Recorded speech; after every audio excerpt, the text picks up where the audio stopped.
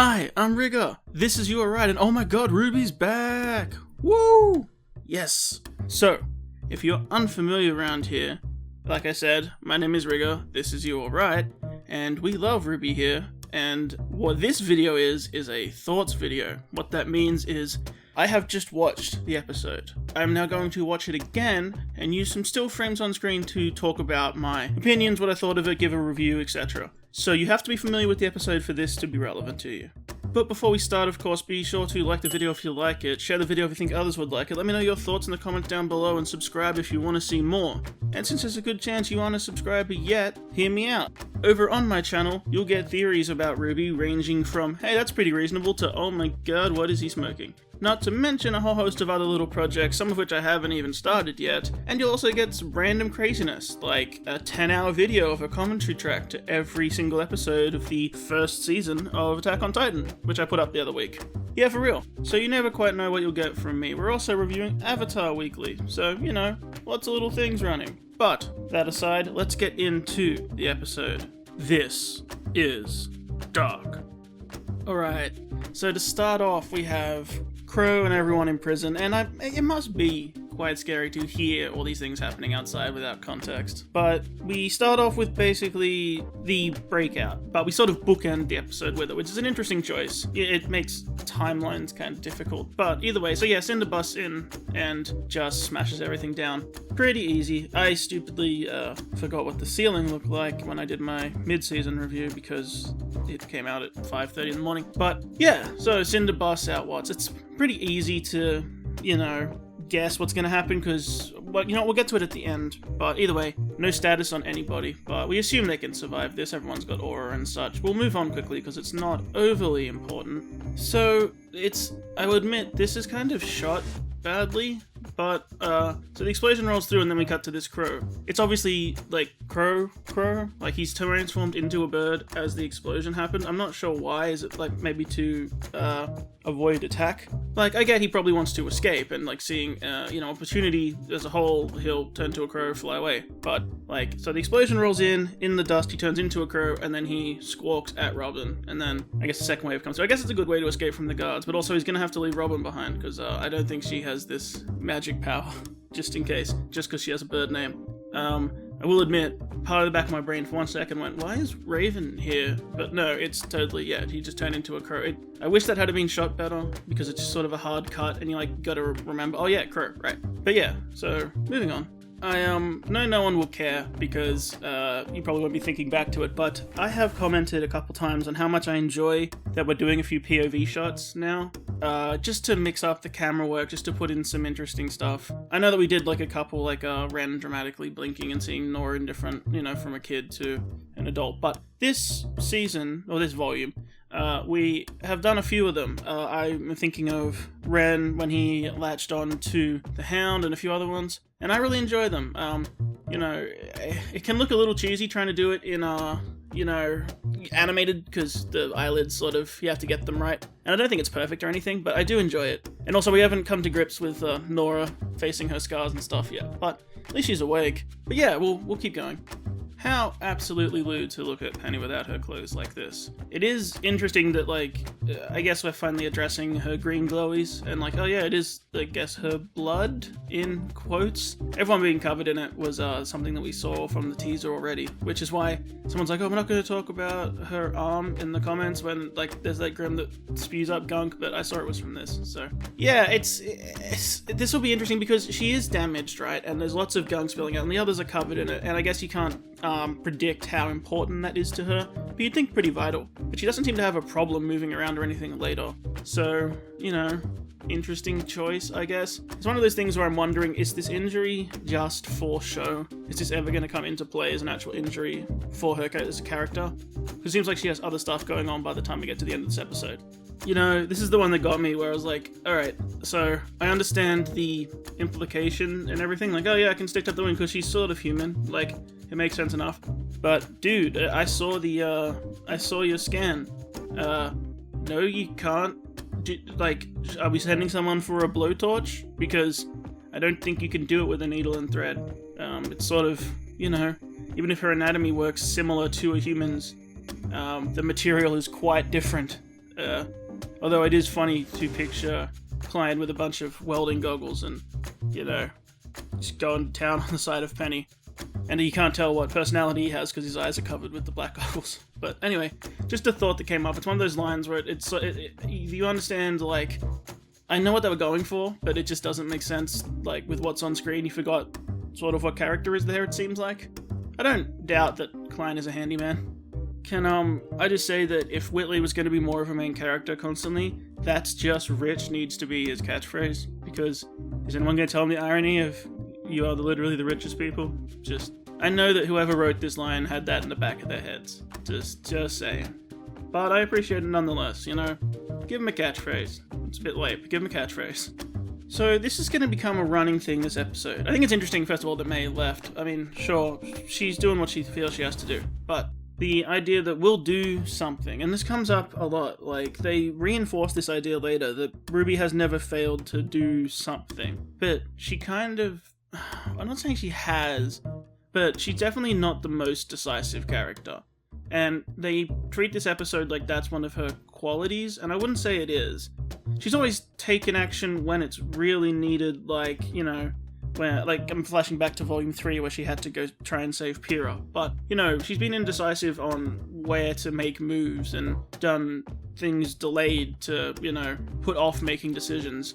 In fact, May had a go at her about time to choose something, I know they're sort of tying it back into, because it feels like so long, the other half, the war episode where it's, we don't know what to do, and it's time to do something, and this is her reaffirming, okay, we will do something. But later it said that she never, she always does something, and I don't know if that's entirely true.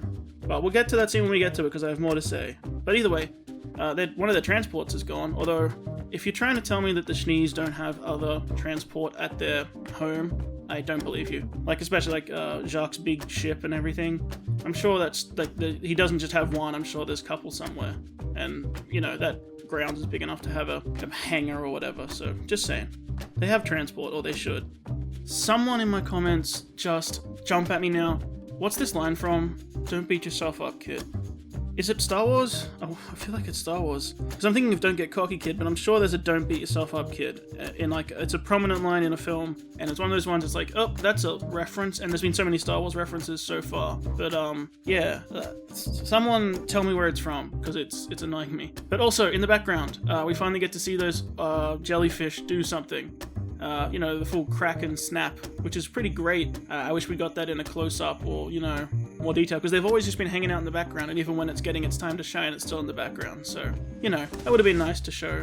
Like, if she looked out the window, and then we got a close-up of the ship rending and pulling apart, and it, like, ripping it to shreds and cutting back to her reaction would have been cool. But, it is what it is. We have other action this episode. I guess you can't spend the time and budget everywhere, but we'll keep going. So, I do like this moment that we're covering it again, the Grimm, the Crater, Nora, Penny. How do we fix all of it? And, like May said, I don't know how much left to be done. Like, you can't fix all of this. And that's a good, I feel like it's a lesson we should have already learned in Volume 3, but I guess they've grown up a lot. But sometimes when these things happen, you can't fix all of it. That's where these decisive decisions and making the hard choices and picking what's important to you or what's going to benefit everyone the most comes up.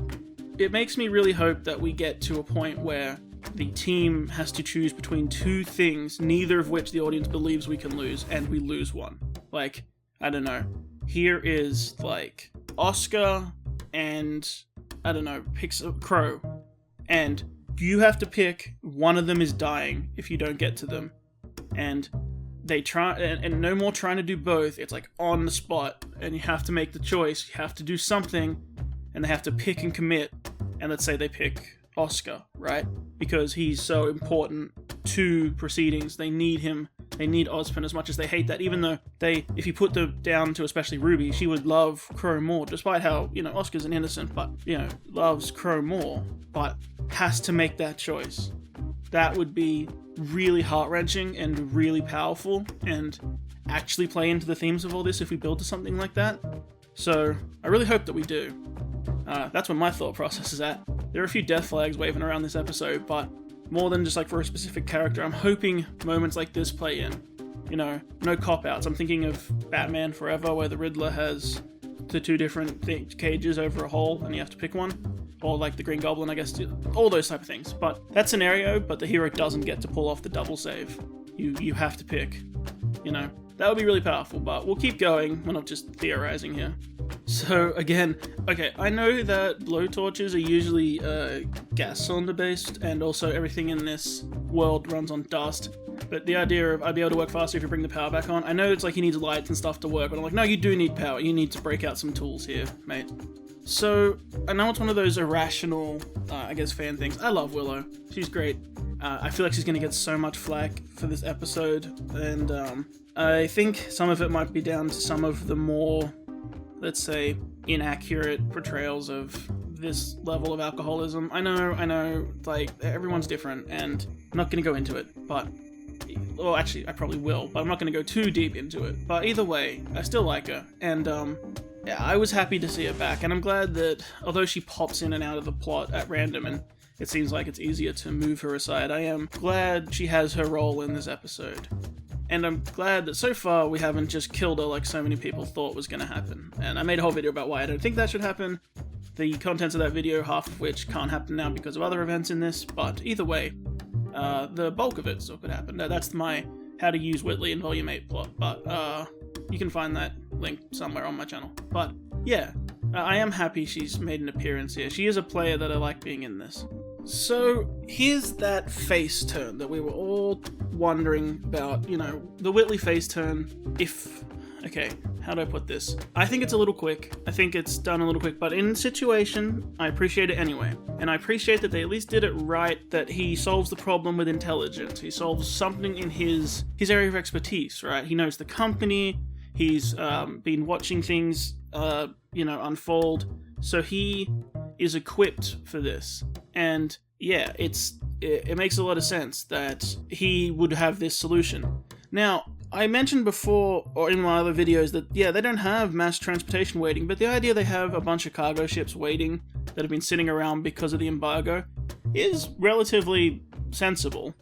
It feels like, I guess, a relatively natural progression of things. I like that they made sure to get the exposition across where they go, oh, we have our own automated drones, like the ones at Snowshoe Shipping. Remember that? Remember that Snowshoe Shipping? Yes, they were not just automated drones, the ones there. We put them in that episode, please remember? But yeah, so that's interesting that they're going to pilot it. At least that provides them with a lot of pilots. And Whitley's plan is pretty smart. Everyone's distracted with the Grim. Well, the Grim are also distracted with everyone. Let's get everyone out of there. That's a great plan. And that actually means that, like, when initially Klein said, I could work faster if you put the power on. Okay, that's relatively important, but the idea of, like, no, we need the computer up so we can actually do this stuff, way more important. And it makes this plot of going to, actually reactivate the power make a lot more sense. So I appreciated this. I'm happy he got his face turn happening. So, yeah. And the idea of, like, all the SDC people would have auxiliary power waiting. They're like, that's extremely unfair, but it could happen. No, I mean, auxiliary power supplies are not that unfair. Like, it happens. But I get it. Obviously, her perspective, Weiss's perspective has been changed. The stuff between Weiss and Whitley this episode's a little strange, and we'll comment on it later when she brings back the line that I don't think people are going to be satisfied with, but for now, we'll keep going.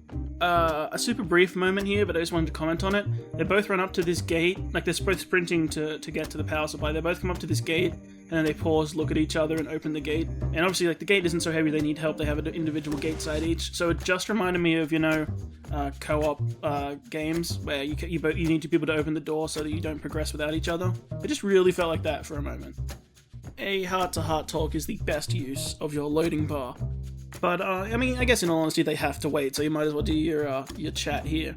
Now, this chat goes further than this, and we'll keep talking about it, but in general, this is that bit I was talking about, where they're reinforcing you've never failed to do something. I mean, kinda. Lots of people would be like, Volume 5, they just sat around, and that was more Crow being active than Ruby, and all these type of things, I guess. It's interesting that this is what they chose to fill the dialogue with. And obviously it's an opener to Blake talking about some stuff that I feel like people are gonna really will do some essays on or something, because it's an interesting speech. And also we're getting I would guarantee you all the crack videos to this will put the confetti, like, pop and, like, yays, and it'll, like, do some zooms, and it'll put, like, they're actually talking, and maybe some Mario music. Yeah, like, it's that thing where they don't talk enough, but apparently RWBY has always been an inspiration to Blake, so I guess we learn that now. We'll see. We'll keep going further into the speech. Okay, so it is sweet, and it's nice to say. I did catch, it feels like an Ilya reference where Blake pauses and goes, it was a little strange at first, you know, when she was talking about moving from the mines. Anyway, but the idea that, so let's break down the speech. You've never failed to do something, and I was like that as a girl, but then time and a lot of other things, you know, changed me, and I wasn't sure that a girl like that could exist in the world. It feels like to me, if you're trying to exist in the world, I guess when they say do something, they mean do something big and important. But then, I guess, so that was Blake being part of the White Fang, doing what she thought was right. But the issue is that's actually not consistent at all with what we've seen from Blake. In fact, quite the opposite. Because it sort of implies that, you know, she became lost after the events with Adam and the White Fang, and then, you know, she didn't know what to do. But she actually did know what to do. She went straight to Beacon, or pretty much straight to Beacon, and made the decision to try and help people a different way. Instead of, you know, being indecisive, she made a decision to try and do something else right, to try and redeem herself, to try and help humanity. And even at the end of Volume 3, you might say, oh, she didn't know what to do, but she still did something. She thought she was attracting danger to people because of her past, so she ran away. Agree with it or not, she made a decision to do something. So, as much as I really like Blake, she's a character I really enjoy, I actually don't buy this. I feel this is, well, not I don't buy it, I don't think she's lying. I think this feels wrong to me. Like, it feels like this is an incorrect piece of dialogue for this character. Like, that's my personal opinion on it, because it's like, I don't think she ever has, questioned whether, you need to do something. She always did something. Even on Menagerie, she did something. When she learned of the threat, she stepped up, and then she tried to motivate the whole of Menagerie to go against, what they thought was best for survival and actually help people and help, their kind. You can be snarky and say she just sat around trying to do nothing, but that wasn't exactly true. All of her actions had motivation behind them. She never did nothing. So I don't buy her saying that. I don't buy her saying like, oh, I questioned whether, a girl like that could survive. And then she goes, well, until I met you, right? So it's like, oh, so before you met RWBY, you questioned that. So is it in that tiny gap between leaving the White Fang and joining Beacon? Because you still made the decision to join Beacon without RWBY. So again, I just find it hard to buy. But we won't linger on it. It is sweet seeing a RWBY wipe away a tear, and thanks, Blake. Like, okay, it's nice to see. It's heartwarming to see on screen, but yeah, the speech from Blake, it just felt like they really wanted to have an emotional connection there. And I can't wait for everyone to come out waving death flags for Blake for that. But yeah, I don't think so. Don't get me wrong, it fits the dark settings things, like, oh, you just got emotional bond to this character, so we can kill them and it really hurts, but it's a main character for this series. I really doubt that's going to happen, especially off that speech. So, anyway. I made a video about Whitley, and so many people were screaming at me about how bad Weiss is, and that all these things. You know what? I don't want to start that argument again in these comments, but this phrase here does not warrant we still need to work on your attitude. Like, he was just making a quip, and also he's saying he can handle this if you can handle that, because he can't handle that. So, yeah, just take it chill. Like, I'm not going to be on the I hate why she's a, expletive, screaming that happens in anything to do with Whitley, apparently. But, I enjoyed his quip here when she said, we still need to work on your attitude. It's like, let him have it. It was entertaining. Yeah, let it go. Let it go, Ice Queen. So, I don't think everyone always had the same thought process as me, but I made a theory way back at the start, analyzing the opening, that RWBY was going to get kidnapped this season. And I just got to say, and it was like the finding the scythe, like, left in the ground and everything, so I will say, when it's like, take the girl, I know he's after Penny, but he grabs RWBY, and the scythe lands like this, and I was like, oh, I did have a kidnap theory in there. I wonder if they did that on purpose, knowing that a few people would be like, oh, the scythe's in the position, and it's got RWBY, oh no. Like, feels very intentional, and if so, that's fine, you know. Nice structuring, it's alright. I will say that RWBY gets bodied real easy for this, but yeah, whatever. So, I was talking about inaccurate portrayals of alcoholism.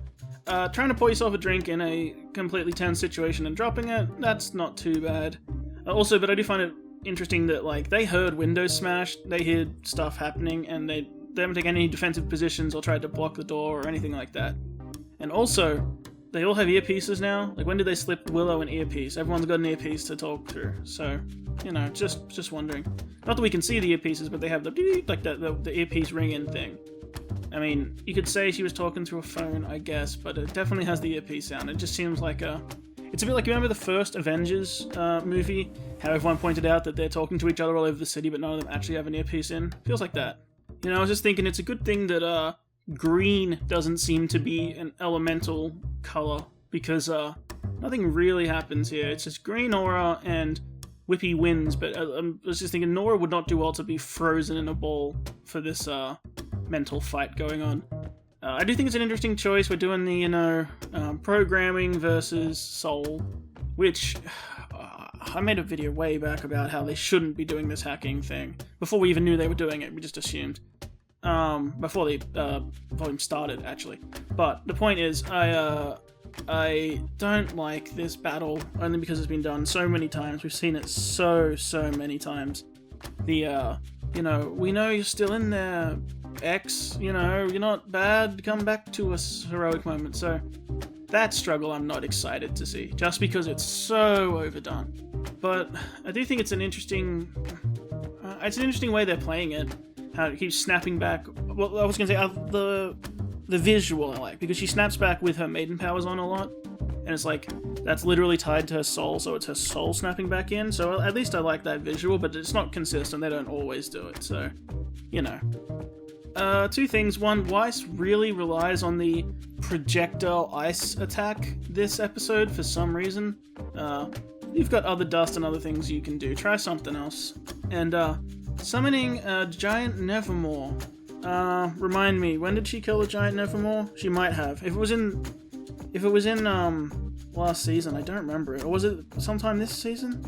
I'm blanking if she actually killed one of these things herself. I mean, she was part of taking down the one way back in, you know, volume 1, but this one's not big enough to be that one. Or maybe it yeah, maybe it is. But also it's, but I feel like it's supposed to have been recent, right? Because why I've never used this one before. I know there were, like, frosty ones flying around in the battle, but I didn't see her specifically kill one. I don't know. But we do have references this episode, because the Borbatusk will come back, so is it just trying to get a cheap pop out of, hey, volume 1 thing? Because this one didn't hit, for me. And also, more of Weiss trying to summon things and they get destroyed before it works. Like, try some other stuff. The summons are a letdown, like, as an element of the show. They hardly ever get anything done, and usually get messed up while trying to do it, so, yeah. Can, someone get onto the memes of it carrying her around like a princess, because that's just kind of funny. I don't know. You can do something with this frame. I know someone can, so, yeah, just get on that, please. But yeah, here's what I was talking about. Like, yeah, she took a big hit here, and yeah, she took a relatively decent hit at the start, but 2 big hits from full health and she gets completely shattered here. Come on, RWBY, we've had lots of fights, you've gotten a lot better, you did all that training through 7, you guys are meant to be, you know, taking on the, Aesops and everything. Come on, we can do better than this. I'm not saying that, she shouldn't have her aura broken here. I'm saying it could have beat her up a lot more convincingly than tackle her once and then drop her. And, I don't know, just... Also, it drops her and she doesn't do anything about it and she's completely awake. Like, she didn't semblance to the ground or anything. I know she doesn't have her scythe, so she can't do her, like, shooting the ground landing strategy thing, but nothing. Come on. This felt a little cheap just to set up this moment coming up. So, yeah, just, I don't know.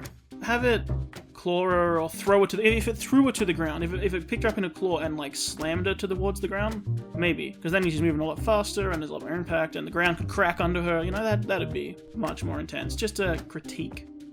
Okay, so there were lots of debates about what this thing is. Most people thought, like, oh, it's a new hound transformation. I was pretty sure it wasn't because its whole facial structure changed. But its inclusion confuses me. We have the hound, which is this special grim, and it's smart, and it's weird, and all these things. And it's here and fighting them. But it leaves, so we introduce another weirdo grim we've never seen before that also seems intelligent enough to basically sword fight, and has all these specialized weapons, and it has like the goo spitting and stuff, but it doesn't actually get to use it. Like, it just spits them but never does anything effective. Why did we include this? You could have just swarmed her with enemies. Like, I guess it's interesting, but I mean, we still have the Grim winner that never showed up, so what happened to that? Like the contest winner. Instead we have this weird like centipede queen, sentinel queen thing. Its inclusion confuses me, and how did they direct it here? Like, you know, how like, we get the hound took orders, and the sentinels can follow the hound, so did the hound summon this thing, and how did it, if so, it must have come from the whale because I had to get to Atlas, but it's just, I don't know, it feels busy and annoying, and it kind of detracts from the hound itself, and it doesn't really achieve much except for just delaying Blake, which we could have done differently. Yeah, I don't get it. As a, like, from, not like, oh, Blake, you're in trouble, like, I buy into it, but, like, from a construction standpoint, like, sitting at a table with a script in front of you, putting this element in feels off to me. I don't think I would have done it. And you have all this unique animation and stuff to give it that you could have used elsewhere. So, I don't know, just personal opinion. Look, I'm positive on this episode. I liked it. But I'm gonna say when I don't like something. This was an interesting speech to give to Nora, for her to find who she is. But she went through that traumatic experience and just woke up moments ago. And what we've done is reincorporated that speech that's supposed to be really poignant for her, and it's supposed to be used for a, you know, you can overcome this Penny moment. And, first of all, incorrect. It's not just a part of you making you do it. It's like someone, they'd be like saying, you know, I guess it's like mind control, right? It's someone in your brain making you do something, and it shows like, we can get through to him, he's still in there. Like, I guess in all the shows it works too, but it's mind control. It's like in your brain. You're literally someone messing with her programming. I know she's got a soul versus it, and I made, in my video about why you shouldn't be able to hack her, I made a huge rant about why the soul should matter. And I'm not being hypocritical. The soul should matter, and I guess this is what this is supposed to be. But that was more like why you shouldn't be able to hack her. Not to do this struggle fight thing. And for it to be Nora passing on this bit of speech, I didn't like it. I would rather have this have been a poignant thing for Nora to come to terms with, not trying to pass it on to Penny.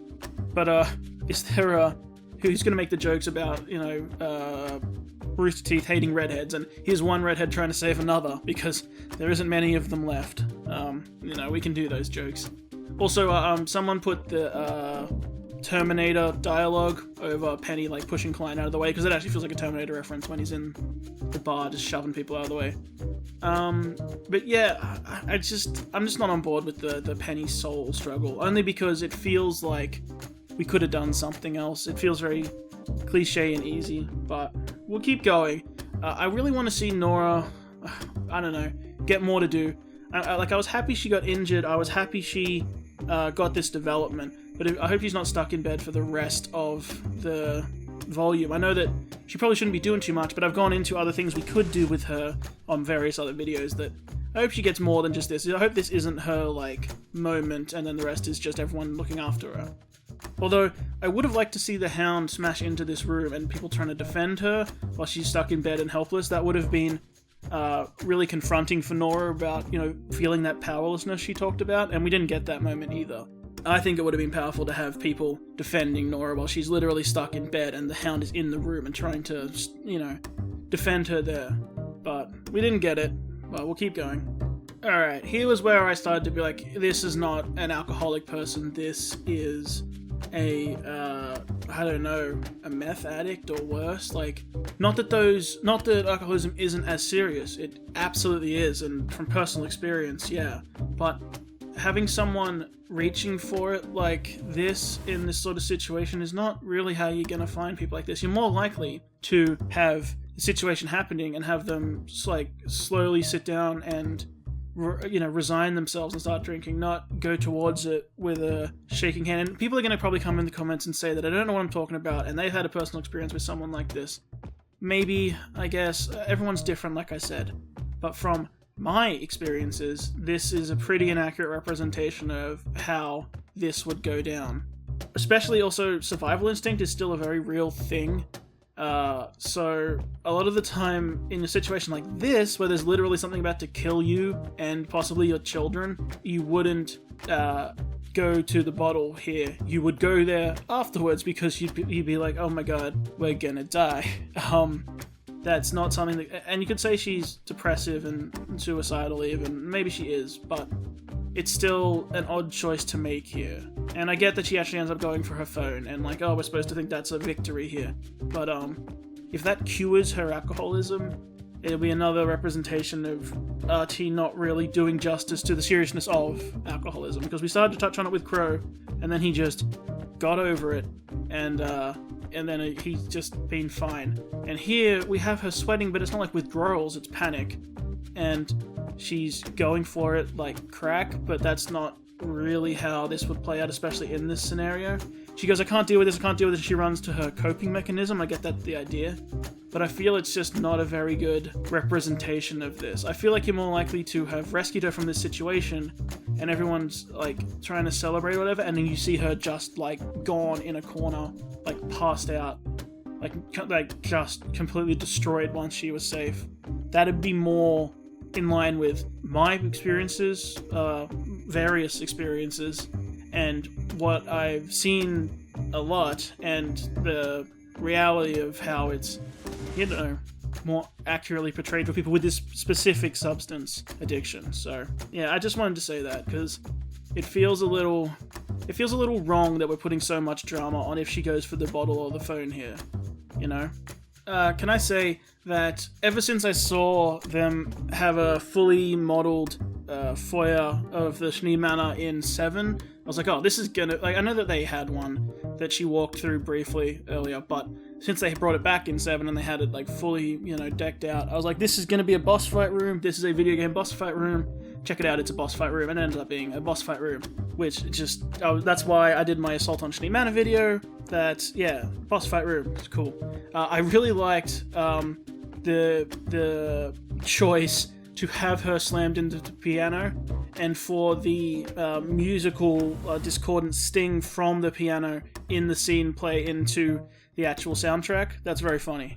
It's a fantastic use of diegetic music, mixing it with the non-diegetic score. That's just, I don't know, whoever made that choice, I applaud you. Very cool. But here's where, okay, she fired a couple icicles at it, it climbed up the wall and roared at it, and then just kept running away. Like, there's people you gotta protect in this house. Do more, please.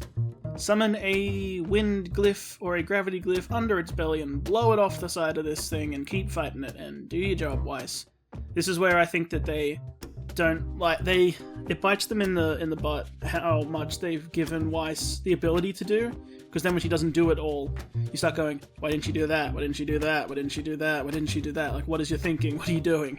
So, yeah, and she knows that, her mom's in the house, Whitley's in the house, Klein's in the house, Nora is injured, Penny's injured. You have people to protect. I know you just took a hit, but this is your job. So, yeah, this is one of those moments that's like, make excuses if you're like, oh, she was scared or worried or she was trying to figure out what it was trying to do, but, just, yeah. But here is reincorporation I can get behind, because it was one I said they should use, which is, remember they said there's cameras in the house? Let's use them, and this is a fun way to use them, so I'm all for this. This is good. This was, hey, we mentioned that thing offhand that was really convenient for that one plot point. Let's actually use it again later so it's consistent. So that's nice. But we've done lots of Star Wars references, we've done possibly Terminator references, we've done quite a few references through the rest of the season, but one I wasn't expecting was the Jurassic Park reference, but you know what, we'll take it. And don't say it wasn't, it's the same poses, it's the same look. It's the Jurassic Park Velociraptor in the kitchen scene. And that's really fun, especially since it's blind, that's cool. And the fact that it actually mocks him and is like, I know you're here, talks to him. Yeah, nice. This is a cool way to do this scene. I do think it's, it speaks volumes of their relationship that he turned off the communications as soon as Willow tried to talk to him. Hopefully we can do some ways to repair that, but we'll see. Shut up, Siri! Shut up, shut up, shut up, shut up, shut up! Hey, there's your Borbatask reference. Also, I give mad props to Whitley for being this present of mind to start running, go back and hit the button. I'm not going to say it's another reference, but it also feels a lot like GoldenEye, where she gets dragged away from the console and fights off the guards to just hit the one button. But anyway, not exactly the same thing. I'm not going to say everything's a reference, because everything has been done somewhere. But yeah, this is what I mean with the Nevermore. Like, you've got the Borbatask reference here. I'm glad you finally used the Borbatask, because it feels like it could have been useful, and I just thought this was a cool moment. Go Whitley. And interesting that Willow came in person. I guess she thought she could help. I'll talk about that later, actually. We'll come back to that idea. Is my new thing going to be every thoughts video? I just go through every reference I can think of. Should I mention that when I did my Assault on Shinny Manor video, one of the main references I used was X-Men 2, where they assault, they do the raid on the Xavier's school, and Iceman blocks off the pursuers by making a wall of ice across the hallway. Should I do that? Nah, we'll just keep going. Wait, I just did that, didn't I? But okay, on a more serious note, this is the line we gotta talk about. So don't forget about your brother. I didn't forget about you. Ooh, I don't know about making this the time to tie that back in. That, like, she saved them, but of course you didn't forget about them. Like, Willow, we cut away. We didn't technically hear where she told you it was going, but presumably she passed on it was going to to the office where Whitley is. Like, where's it going? And then Willow's like, oh no, and then cut away to Whitley. Presumably she would relay where it was going and didn't just run to Whitley, right? Or are we meant to imply that Willow didn't tell Weiss where it was going, ran to Whitley, and she just assumed and ran here? Because, either way, the I didn't forget you here, not earned. This is another one, like Blake's speech, this isn't your earned redemption moment. And I think people are way too harsh about the Weiss situation in a lot of factors. Again, not doing the arguments, not going down that rabbit hole again. At least today. But in general, this was, I agree that they'll probably rage on this, and I don't agree with how visceral they get. But this was not the way to do this scene. This was not the way to bring this reference back. This is the kind of reference you bring back when, I don't know, Atlas is falling and they sweep in on a ship and she grabs him off the island and pulls him on board or something. Like, no, didn't leave him behind. Not just, we should have assumed what you weren't going to come rescue him because you made a snarky comment about him earlier. Which, I don't like the snarky comment, but I also don't think you want him to die. And your job's to get the hound anyway, and you saw it run off because you kind of let it run away. There's a lot of things wrong with this. Like I said, I'm not negative on this episode. I liked it. Part of that's probably just because I'm enjoying RWBY being back. But, yeah, a few big misses on here. Just saying. Who's gonna be the sick person to put the Aras on this frame? Just, you know what? Shouldn't have said anything. But, I don't know. Moving on. So again, Blake has so much trouble with this thing, and is it supposed to be on the Hound's level? Like, where'd this thing come from? No introduction, no build-up, whatever. And we are really lucky it has a sense of pride and picked her up to try and scare her before killing her than just cutting her head off when she was against the pillar there. Like, I mean, her aura wasn't broken, it was only flickering, but still, like, it didn't keep attacking her, it didn't smack her, like... I think this is sometimes the issue that people have is, I think a good reference to make is, not that it's making this reference like the other things, but a reference to make is, have you ever seen Starship Troopers? So in Starship Troopers, when the bugs attack, they are vicious, they don't stop, they just hammer and hammer and hammer and hammer because they're out there to kill. And it feels like, and you have the intelligent Grim, like the Hound, that has orders and does things. That's why this thing's actions feel weird. Especially since we have no build up to what this is. So, Blake looks kind of bad having this much trouble with this thing. I did like it picking up the ice version of her and smacking her with it. That was kind of fun. Actually showing off some of her abilities and it using it against her, that's kind of cool. You all just wanted more badass RWBY poses. For her to do her big slice pose. Which is cool, but would be a lot cooler if she hadn't just got bodied by the Hound in 2 moves. So, anyway. if you could hear her, then your response time was pretty abysmal there, Rubes. Might want to work on that. Two things. For those of you saying that there wasn't a Terminator reference with all her actions, yes there is. It's also here. But also, that's pretty dark.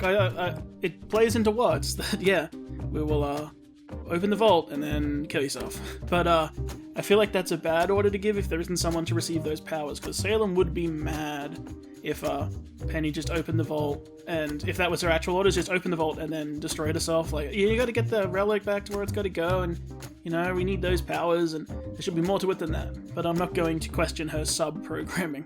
But yeah, it's just an interesting point. You see, I wasn't super impressed by the transformation in general, but it growing a third hand when it needed it, that's pretty dope. So, yeah, more weirdo transformations like that if you didn't do more of these, because, spoilers, this one's not gonna last too much longer. Yeah, again, more stuff with, like, can Penny be knocked out just before? You know what, so many questions that come up with that kind of thing. I did like that she stopped it with, like, one hand. It shows how powerful she is, but it also shows that it's running off a sub-program. It's not, people were saying Penny might come back and, like, you know, Arthur's voice comes out of her, and, like, he's just controlling her the way Pietro did, which actually would make a lot of sense, and she does move super robotically. I will give props to the animation when she is Red Eyes. It is quite good, quite well animated, like, to show the difference between when she's in control and when she's just running off base programming. So that is cool to see, because I said that she should murder Pietro while being under his control, so he can talk to Pietro through Penny. Be cool. I'm not saying he still can't do that, but it's yeah, that's not the way they're playing it right now, which is interesting. It's also interesting that she answered Willie, like, what are you doing? I must go do this. Like, okay. So, I definitely believe in being fair on my channel, and I'll be fair here. I put out a video that I really enjoyed making, and I got a great response to, that was ways to improve the Hound's initial attack scene, because there were some issues with the way it was laid out, and the choreography, and the editing, and people had issues with it. And one of the things I pointed out is his threat on Oscar doesn't feel like a life-threatening threat. They needed to use their camera more. Now, she's not in focus here. I would have focused on her and then rack focus to the back, which is where the focus changes from the foreground to the background. But either way, here you're actively showing, yeah, claw to the throat, not just at a distance. Look at that detail. Nice work. Obviously, this episode was probably made before I could even, you know, like the storyboards and everything were probably done before my video came out. I would love to say that some random animator saw my video and was like, hey guys, can we put in this close up? But I'm not big enough for that. I'm not pretending I am. Don't yell at me, okay? I don't actually think that's the case. But I will say it's a better moment. However, I will then, you know, go against that by saying he's doing it to Penny, who doesn't bleed from the throat like a normal person and doesn't have skin like a normal person, so it feels like less of a real threat. So the framing's done a lot better, the threat's done a lot better, it's presented better, but it's on a character who that wouldn't exactly work with. I feel like it's more threatening to press her power button on her ribbon, you know? Which, you know, I don't know if that does anything, probably not, but it feels, even if it's a I'll kill her threat, it just feels a little sillier, because it's like, is he gonna, like, tin can her across the throat, you know? Anyway. But again, this is where she was working. She's been working just fine, and she held back the Hound's attack, like, with her own strength. So her losing all of her green goop doesn't seem to be affecting her any. So I was just wondering, how much should we be worried when she bleeds like that? You know? Ha ha ha ha ha. Okay, so, to everyone who went on to my Grim Candidates video and yelled at me about how ridiculous it is that the Grim would be a person. Why are we thinking this? Why are we operating under this idea? It's so stupid. There's no evidence. And did listen to my whole I know what the Hound is theory. When can I expect on my apologies? When can I expect the I'm sorry I yelled at you, sorry I wrote those mean things, sorry about all the caps and the exclamation marks, I see the error of my ways, perhaps I should have listened, now, I will admit, I was wrong. It's not someone we know, which I think takes away from this moment. I do think the fact it's a faunus is, maybe you should read into that, but also it has ears, so it matches like a hound, I guess, which is pretty, but anyway, how about we chuck in a mini theory here then? Is the Grim form based on the, because he has ears, it had ears and was a hound style? Does that mean that Salem has plans to use the faunus to make intelligent Grim in the form of their faunus style? Well, if she did, that would be weird because they also transform. So chuck it. But while that theory is, ridiculous, there is one that comes back that a lot of people have talked about is, yeah, if you look at the detail, the Faunus gentleman here has silver eyes. So it would make sense that, yeah, I made a video when we were talking about the Summer Rose theory, if it might be, and why not. If this guy does have silver eyes and it's not a coloring issue, it's, he, or Salem might need a silver-eyed person in order to balance out the aggressive, grim substance to create a hybrid in the middle. That would make sense to me, at least. And, he's, bleeding grim goo from the eyes, and, the hound itself has no eyes. Yeah, important detail. Pretty cool. But, yeah, I made a whole video about how this thing is just venom. And, look, it's venom. It's, working off a host, and it even, flips its head back over. So, yeah, anyway, my point is just, send your apologies in the comments, and, I'll be sure to heart them and show off that you are humble people. So, anyway, we can now move on. Okay, so here's where I'll come back to when I was talking about Willow getting a moment, or things for Willow to do. Everyone has talked about how much they want Willow to get a moment. They want her to summon something. She's a Schnee. Pull out a summon and fight. Giving an indication of perhaps who she was long ago. She might not have been a huntsman, but, a proud, noble Schnee who used her family's abilities and, knew the company inside and out. And at one time before she was so broken and dominated by Jacques, and defense of her children would be a perfect time to do that. I'm not mad that she gets a moment here and that they kill the hound this way. I am upset if this is the moment that she gets. This is it. Her and Whitley doing it together is nice, but she doesn't get to break out a semblance. She doesn't get to stand up and put herself on the line for her kids. It's more underwhelming than it could have been. Even if she wasn't successful, have her do something cool and delay the hound when it was chasing them. Have her do something, snap out of it and do something cool. It would have felt, and then you could have had Whitley being, oh my god, she does care about me, she does protect me. It would pull that around, because I don't feel like we're going to get another setup with that again for her to do it. So it feels like this is it, Are we going to get the setup of them being in a situation where, they need that help and it's not there, and it's a direct threat to her family, and she steps in? Maybe, but it feels like a lot of setup to make it happen again. It feels like this is our time with the Schnees, and it didn't happen. So that's a bit upsetting. I don't know, it feels like it could have been more. Also, I'm not going to comment about how they had to cheat this. If you look at the statues earlier, when you can see them side on, they are way too far away from that railing for them to make that. They would not have been able to reach and actually have this happen. So they cheated it with close-ups just on their hands pushing and don't show you the distance, because, yeah, they totally couldn't have made this. But that's alright. I don't care. Interesting that the sword fell like that. Okay. But I do like that we brought these knights back. At least they play a role one more time. So, that's interesting. I also like this. If we're going to go this dark, play it right. And yeah, look, it's a completely wrecked person who their bones were snapped and rechanged, their flesh was completely withered away. If you're going to do the horror of this, at least lean into it all the way, and they did that here, so thank you for that. It's not a childish, oh, I want to see gore and I want to see death, doesn't that make it cool? It's no, if you're going to give these things the gravity, and you have RWBY going, it's a person, that shook them to the core there, we just killed a person in a way, even though you didn't have much of a choice. It's give that the gravitas it deserves, and they somewhat did that here, so I applaud that decision. And because of the stripped away bone style, it's not overly gory and overly excessive, so it works. Although, if Atlas is recovered and doesn't fall out of the sky or anything, and the police show up, it's gonna look real weird when there's a, stripped down, almost skeletal, completely destroyed, Faunus in the Schnee household? Yikes. Try explaining that. That's gonna be odd. Oh, also, I will give credit where credit is due. I like the choir. I like the music here. It was appropriate, and it worked well. So, nice job. I will give props. Okay, dude, what are you doing? Have you ever seen that, it got made into, a meme of, a bunch of, I guess they were pirates or terrorists. It might have been staged. I'm sitting on a boat, and they're all pointing guns at, the hostage, and one of them is an RPG. It's yeah, let's just kill us all. And I know they don't really work like that. It would just work like a brick. But this was your option? Let's You're like 5 feet away, and this thing does explode. Guys, this was...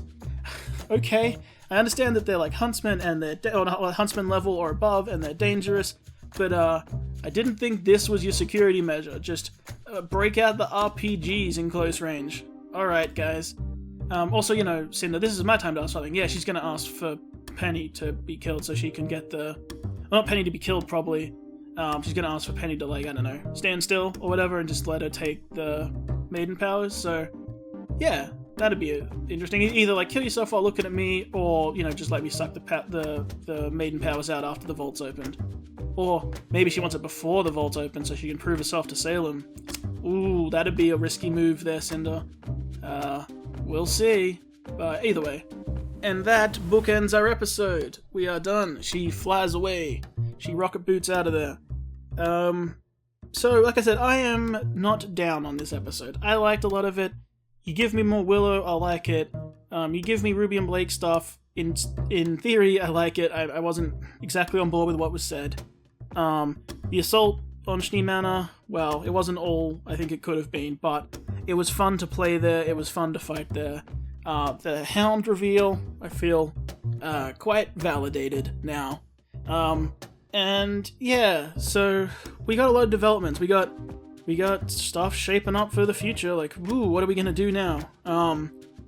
You know, it's gonna be a long path ahead and not that many episodes to do it, so we got this whole conflict to resolve. I'm guessing next episode we're gonna jump back to, you know, the whale situation, I guess. I am wondering what the plan is for Willow and Whitley and all them. I would hopefully it would be to go down to Mantle and then help direct people and jump on those transports to get out of here. But I want to know what the plan is for Ruby and them. Hopefully, like I said, there should be more transport. There's at least cars and stuff around to get around Atlas at Schnee Manor. They have to have enough transport around. Although, who's driving? But then they gotta get with Penny. Actually, yeah, they gotta probably stop Penny. That's a whole issue in itself. Well, I mean, she's knocked out for now, but she won't be for long. So I wonder what their immediate plan is now. Anyway, that will be quite interesting to see. But I think that's long enough. You know, happy RWBY Day. Glad it's back. Hope you'll be joining me for more in the future. Again, be sure to like the video if you like it. Share the video if you think others would like it. Let me know your thoughts in the comments down below and subscribe for more, because especially, like, jump on those comments, guys. I want to know. Let's talk about it. RWBY is back. Give me the theories, give me the critiques, give me the opinions. What's going to happen next? Where are we going from here? You know, so many options, so many possibilities. And yeah, we'll have to see what happens. So, until next time, remember, if you're ever feeling, you know, somewhat awkward in like a party or a social situation, the trick is, don't just bug someone. Instead, it's better to prepare and have a few ideas on how you're gonna, you know, break the ice. Anyway, my name is Rigger. I hope you have a wonderful day. And I hope I did alright.